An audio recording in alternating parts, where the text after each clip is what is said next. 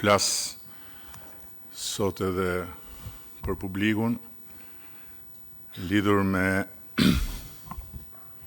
situatën e krijuar për investimin e zonës së Zvërnecit.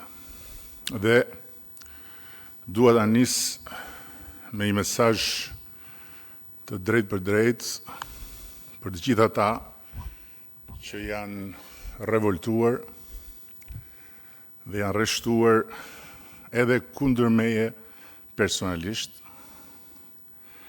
pasi pan aktin e neveritshëm të tërheqjes zvarr të njërit prej protestuesve në Zvërnec. Ju kam dëgjuar, ju kam lexuar dhe ju kuptoj shumë mirë. Madje ju siguroj që në vendin tuaj edhe unë po njësoj do revoltohesha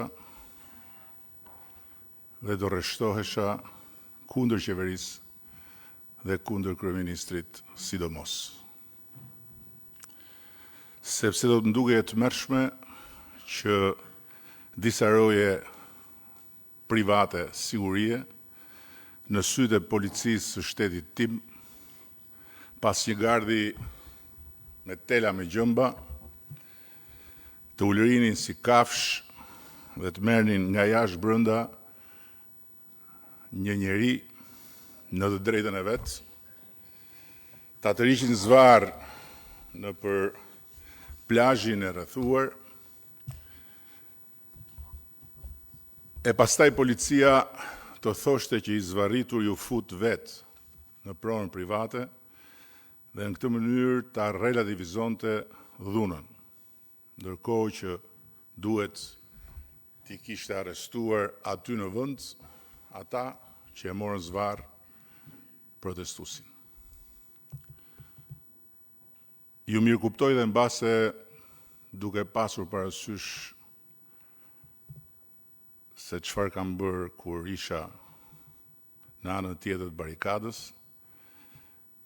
do kisha bërë dhe më keq se ju. Po të më thoshin se ajo tokë është e shtetit dhe se shteti po ja fal të huajve. Madje kam vënë re se është përhapur gjithandej me shumë helm nga pas edhe legjenda se shteti po ja fal edhe tokë Izraelit për të sjellë palestinezët në Zvërnec. Po të më thoshin se aty janë futur ca rus që në bashkëpunim me oligarkët shqiptar po rrafshojnë zonën e mbrojtur dhe do ndërtojnë pallate. Po të më thoshin se ajo ishte zonë e mbrojtur dhe qeveria e hoqi nga mbrojtja për ta falur tek të huajt, që do vinë për të shkatruar biodiversitetin e zonës. Po të më thoshin se në vend të flamingove dhe të breshkave të ujit, aty do pastrohen parat e zeza të mafjas ndërkombëtare. Dhe të tjera nga ato që ju kanë thënë, që pastaj i keni thënë duke i shpërndar dhe janë shkruar duke ngritur një dallg zëmrimi dhe i duke bërë thirrje për të mbrojtur atë dheun në rrezik. Dhe pikërisht sepse unë e kuptoj shumë mirë të tërë këtë dhe e kuptoj shumë mirë dhe zëmrimin tuaj, kam 2 ditë që e pyes veten dhe po flas shumë hapur. A duhet vërtet t'ua tregoj unë tani një nga një anën tjetër kësaj medalje me probabilitetin shumë të lartë që ju të mos besoni dhe të vazhdoni të më ngrini mua tradhtar dhe të më ulni të korruptuar dhe të shitur sa tek të huajt e sa tek oligarkët?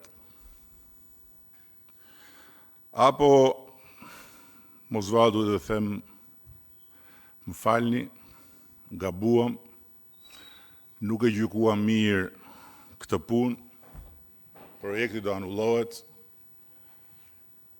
dhe ju të shqetësoheni, të shijoni fitoren e një kauze që e parë nga ana juaj e medaljes është vërtet fisnike. Dhe të mendoni pastaj se vërtet e mbrojtët Shqipërinë nga një e keqe e madhe, ndërsa unë, pasi ta bëj këtë, të vazhdoj të rrinë karrige, të shty kohën e pushtetit, me shihen e hidhur një humbje të madhe për Shqipërinë, për ju, për fëmijët e sotëm të Shqipërisë, që do të jenë përfituesit nesër të këtij investimi dhe të investimeve të tjera të kësaj natyre.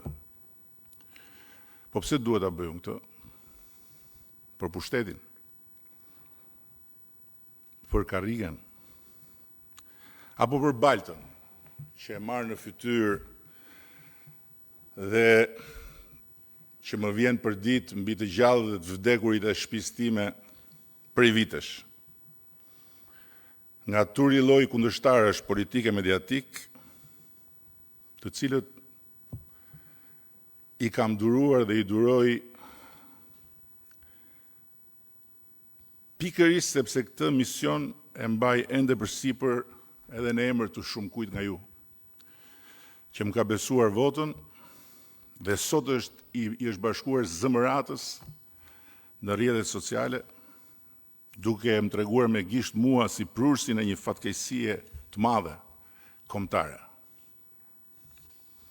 Çam duhet mua karriga, pushteti, nëse unë duhet heq dorë nga vizioni që kam ndarë me ju gjithë këto vite. Gjithë këto vite duke nisur nga Shqipëria e 2 milion turistëve ku edhe paraardhësi im numëroi si turist sa herë hynte e dilte nga vendi për shërbime. Të heq dorë nga ambicia për ta bërë Shqipërinë një vend që mos ketë zili askënd. Për çam duhet pushteti dhe karriga? Që të qetësoheni ju. Dhe që pastaj nesër të vazhdoni jetën tuaj normalisht siç është e natyrshme dhe pas nesër në vend të atij investimi të jashtëzakonshëm që përgatitet atje të bëhet coptimi i radhës,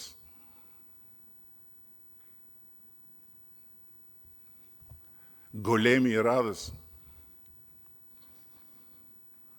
se ju do rroni më shumë se unë dhe do shikoni se aftësia dhe